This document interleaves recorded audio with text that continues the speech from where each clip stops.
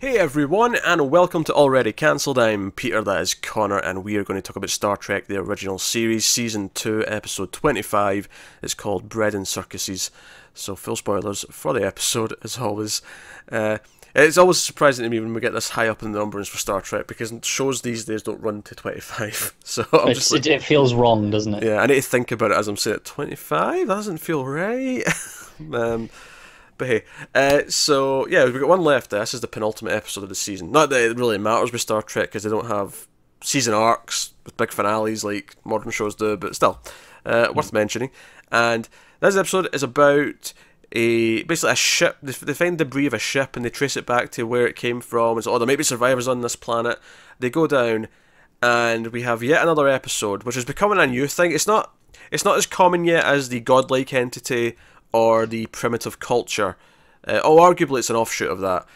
This is a planet just like Earth that is at a point in the timeline which is like similar to part of Earth's history. Although this one's a little bit different because it's meant to be like, it's Earth, but what if?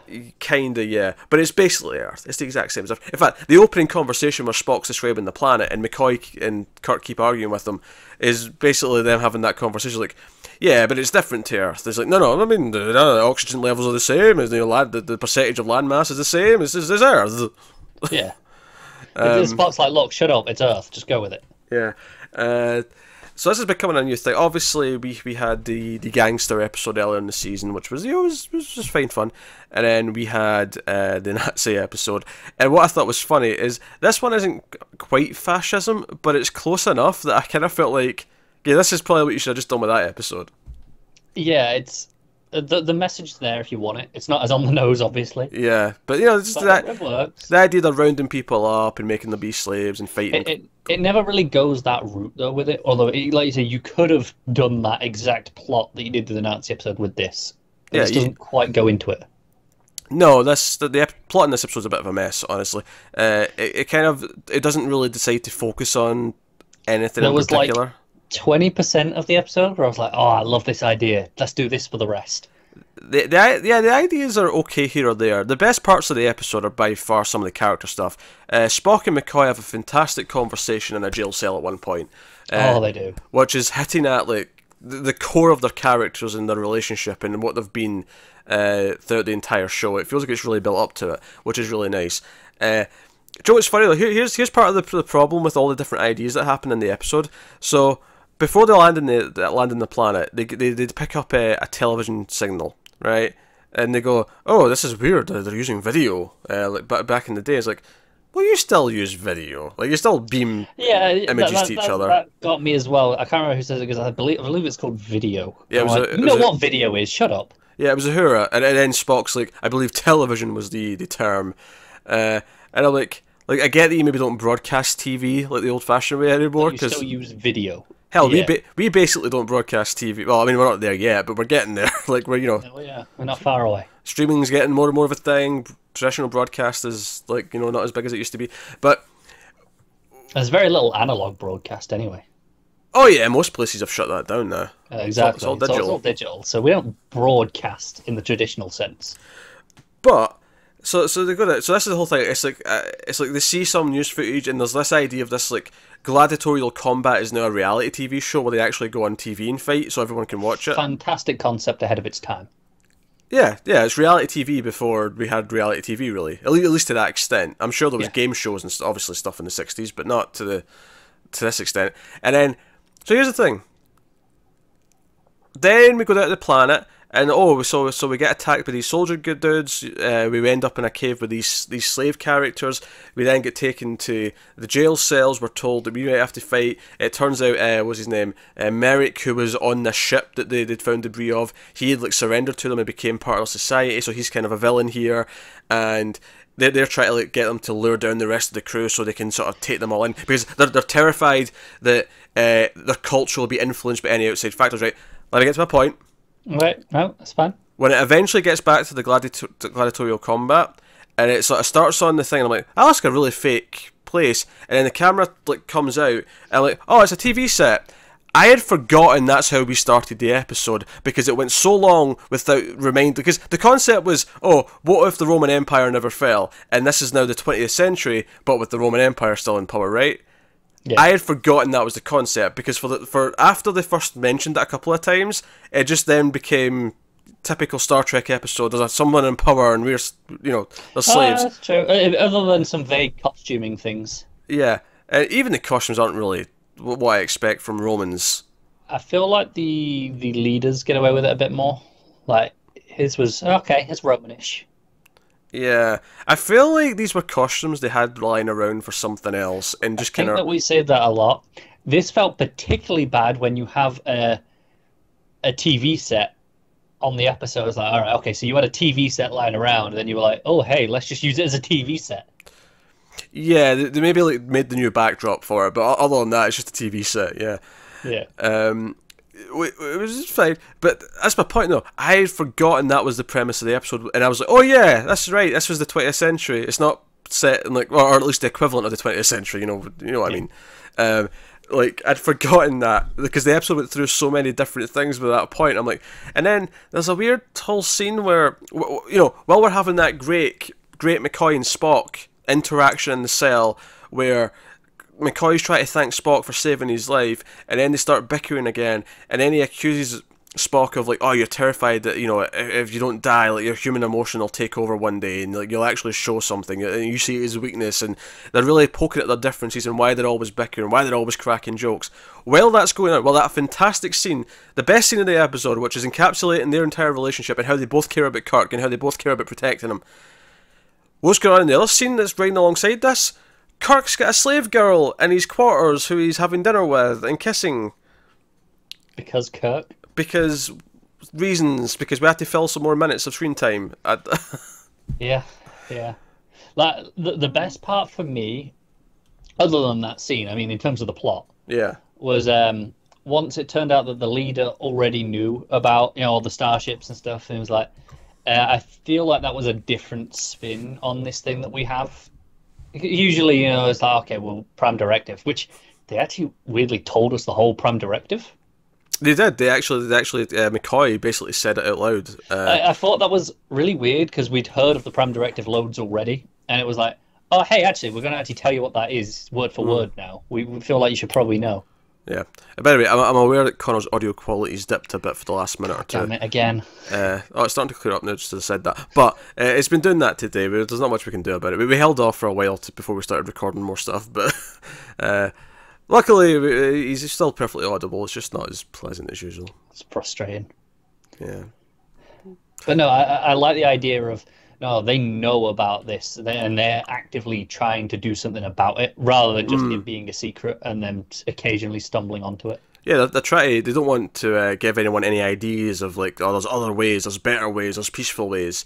Yeah. But any ideas you liked in the episode, at least for me, go down the shitter at the end of the episode when they reveal, because all throughout the episode, Flavius, this sort of like slave who wants to kill them at first, but then kind of befriends them and helps them in the combat and stuff.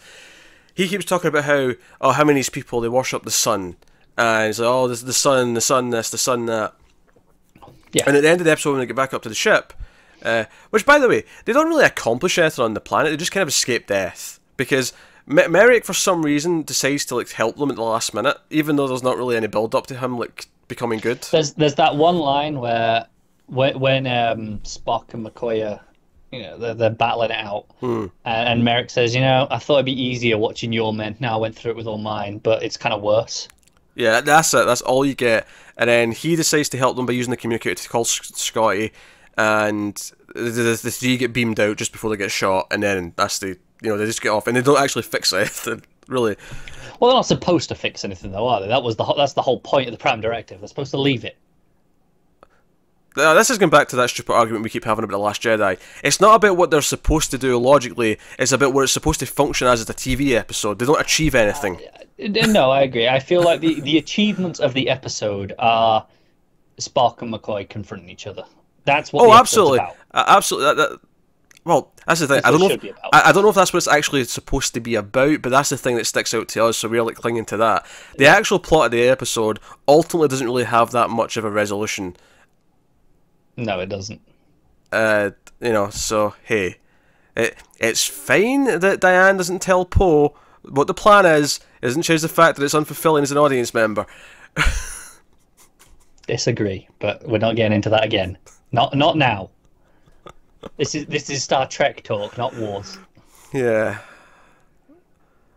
Do I like this episode more than The Last Jedi? No, you don't. Shut up.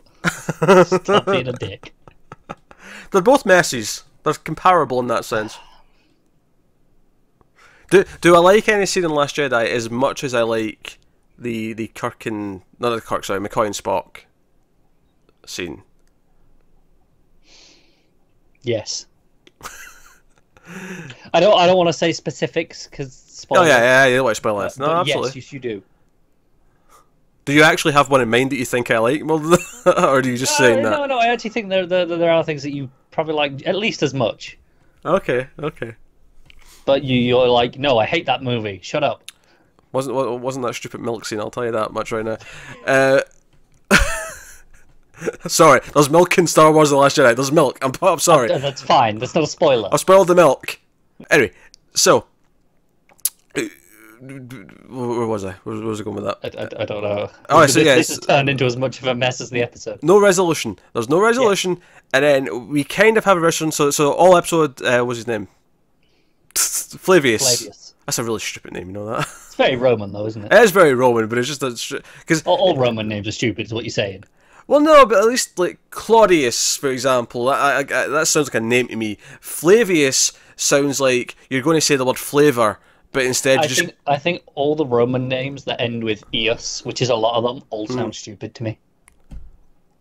They're all as bad as each other. They all sound the same. Just with they went, what can we put in front of it this time? Kirkius, Spockius, McCoyius. He'd go with Bonesius. So all episode, the sun, we worship the sun. That is what the rebels who have freed themselves from the Roman control. We all worship the sun. And at the end, because Uhura's been sitting tinkering, because Kirk and Spock are kind of like theorizing about what all this means, and Spock's all, this is strange. Like they're promoting peace and they want to do things a better way, but typically worshipping the sun's a primitive society's, a primitive culture's beliefs. That tends to be primitive. Doesn't he say the Romans didn't have a sun god? Something to that effect, which I think is incorrect, actually. That surprises me because I know there's I can think of the Greek one, and I'm like, didn't the Romans just have basically all the same? Just with different names. I feel like there's some inaccuracies here, but I think I know why there's some inaccuracies. I'll say why in a second. So Uhura then chimes in because she's been sitting doing historical calculations. Doing something. Yeah, she's sitting over there tinkering. Actually, I really laughed at one point when Kirk, when he's been forced to, Marcus is trying to get him to lower down the crew, and he's got the communicator, and he calls up to Scotty, and he's been leaving him hang because he says, "Scotty, here, I've got a thing for you," and then he's forced to shut the thing, and then he sits and talks to Marcus for 5 minutes, and then he's like, "Scotty, sorry to keep you waiting." It's like, "Aye, Captain, it's been a while. I'm starting to get a bit concerned up here." I like how I still put on a bit of a voice for Scotty. Yeah, no. And he just quickly says, code green, right? And he just puts it down. And basically that's okay, we're in trouble, but you're not to interfere. You're not to disobey the Prime Directive. And he's like, okay, right, sure, I can't do that. And he ends up helping, of course, because he causes a blackout, which helps them kind of survive later on. Yeah. So he does interfere, but not in a way that actually breaks the directive. So that's all fine and well. But I laugh because he sort of sits down in the captain's chair and he's like, oh, but I can't just let them down there. I need to do something. It's this dramatic moment where it's just him on it, and he's just kind of like that. And I was just laughing during this scene because I just noticed Uhura had turned round behind him. She's just kind of looking over at him, just waiting for him to have a suggestion. You're quite done there, mate. Yeah. But she turns around and says, "Don't you get it? It's not the sun in the sky. It's the Son of God. It's Jesus." And then they all go, it's Jesus. And then Kirk's like, yes, that's because the Roman Empire never went down. They never had this opposing belief, and everything changed because of it. And wouldn't it be great to see it again? And I'm like, no, it wouldn't. I'm glad we don't come back to this, please. Let's not do a sequel episode. Yeah.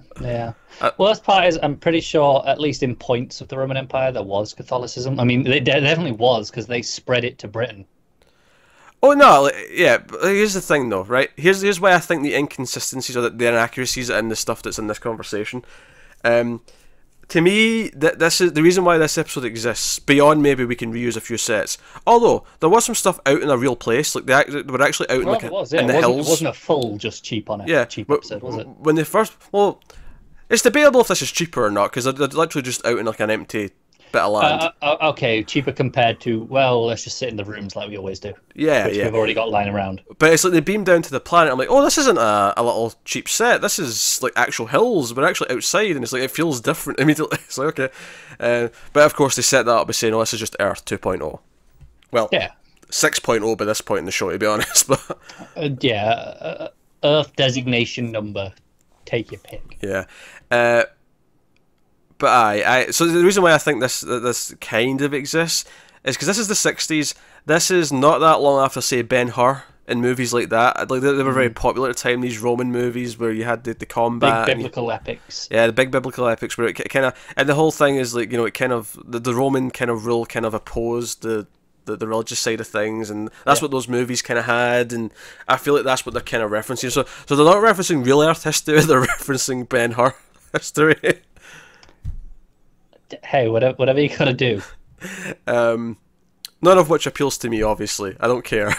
I like those a lot in concept. I can just never be bothered to sit through how long that movie is. I sat through Ben-Hur just to sort of tick it off and say I'd seen it, and I could get it off the bucket list, if you will.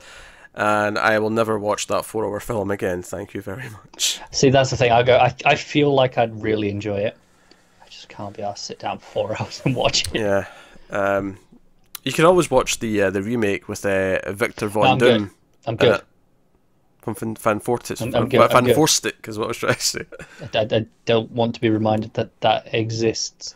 I not because it was around at a similar sort of time.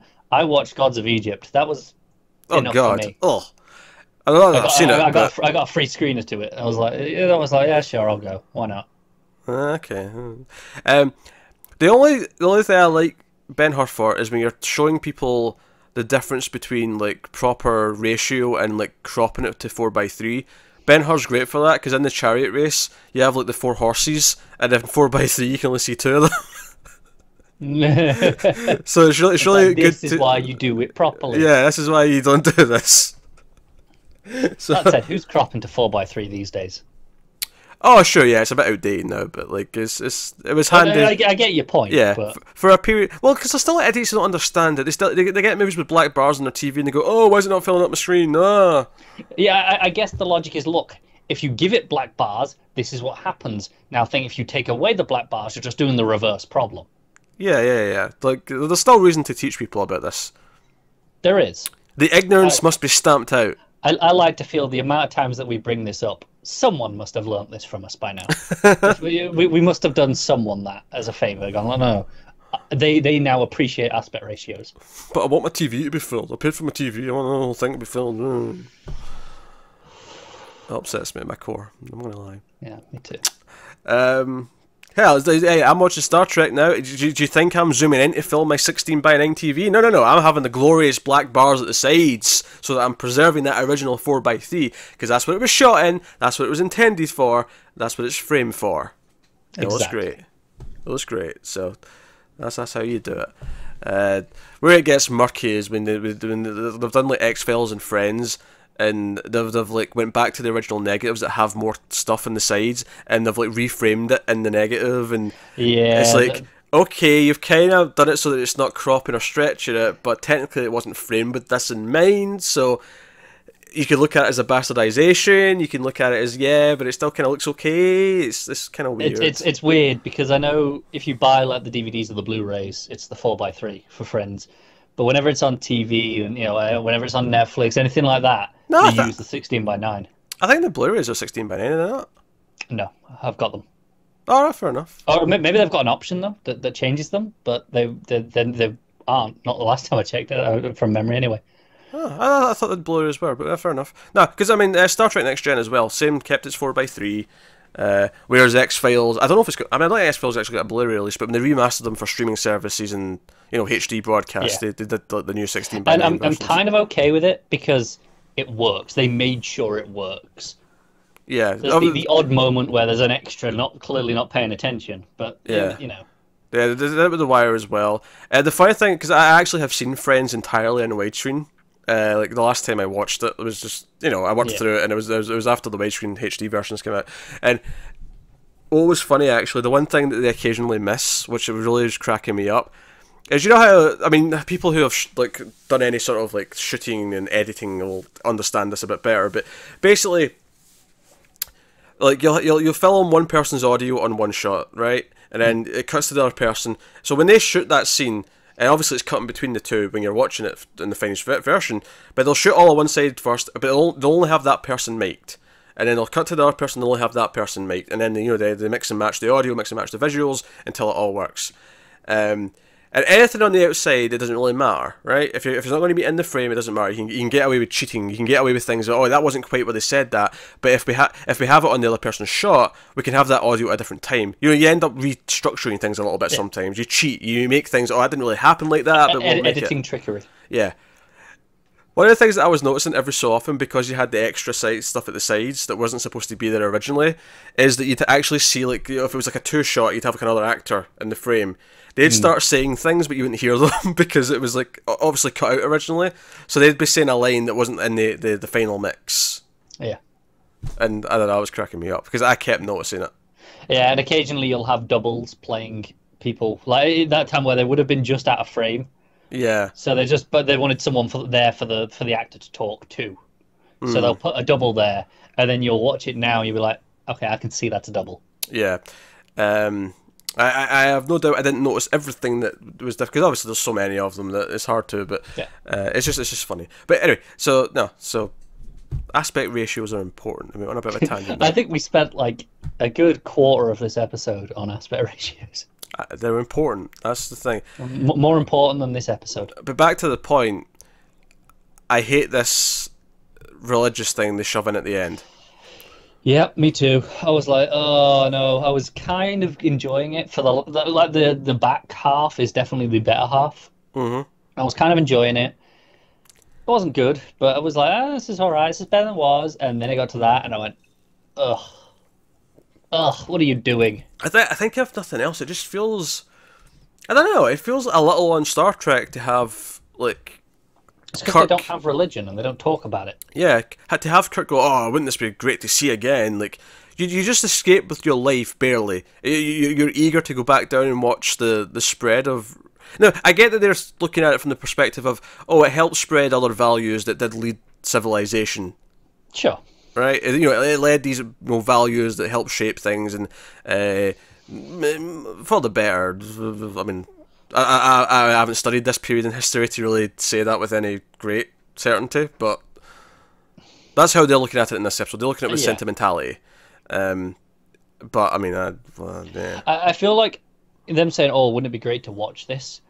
I agree in the concept of I'd love to watch a religion spread, and watch it happen in front of me, see that society change. Not necessarily the way they perceive things change, but just the way the culture evolves around it. I think that's fascinating from a historical point of view, not for the religion itself, just to watch the historical of it. Joe's funny. He said, "I want to see how a religion spread," and to me, all I heard was like a disease, like how disease spreads.